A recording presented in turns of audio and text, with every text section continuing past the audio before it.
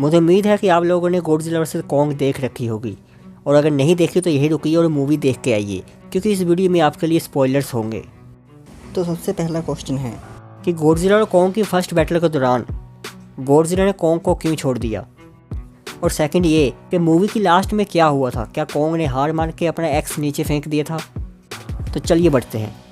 तो अब क्योंकि हमने मूवी देख ली है और हमें पता है कि गॉडजिला और कॉन्ग आपस में क्यों लड़े, वैसे देखा जाए तो इसके बारे में हमें सही से नहीं बताया गया।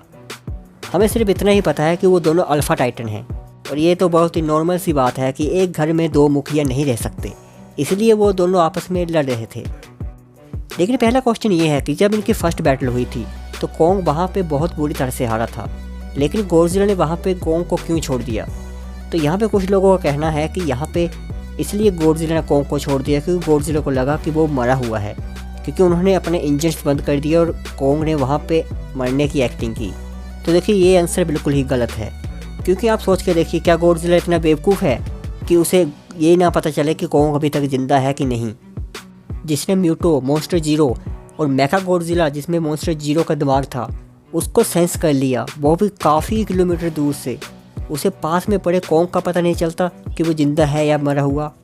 तो गॉडजिला ने कॉन्ग को क्यों छोड़ा, इसके लिए आपको गॉडजिला का नेचर जानना पड़ेगा। तो देखिए दो मूवी से हमें ये साफ पता चला है कि गॉडजिला एक सेवियर की तरह है। वो सिर्फ उन्हीं स्पीसीज़ को नुकसान पहुंचाता है जिससे उसे या इस इन्वायरमेंट को नुकसान हो, और बाकियों को वो कुछ भी नहीं करता। और इसलिए जब वो कॉन्ग के साथ लड़ा तो एक तरह से जब कॉन्ग ने अपना आत्मसमर्पण कर दिया तो गॉडजिला ने उसको कुछ भी नहीं किया, क्योंकि गॉडजिला का मकसद किसी भी टाइटन को मारना नहीं है। वो सिर्फ उन्हीं को मारता है जो कि या तो इस धरती के नहीं है या तो खुद गॉडजिला के स्पीसीज़ के लिए डेंजर है। इसीलिए उसने म्यूटो को मारा और Godzilla king of the monster में मॉन्स्टर जीरो को मारा, और इसीलिए वो मेका गॉडजिला के पीछे पड़ा हुआ था।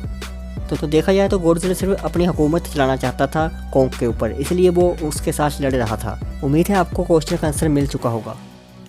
तो दूसरा क्वेश्चन ये है कि कॉन्ग को जब उसका एक्स मिल जाता है तो गॉडजिला उसे सेंस कर लेता है और उसे धरती के ऊपर बुलाता है रीमैच के लिए, जिसमें फर्स्ट राउंड तो कॉन्ग जीत जाता है और उसके बाद कॉन्ग बुरी तरह से हारता है।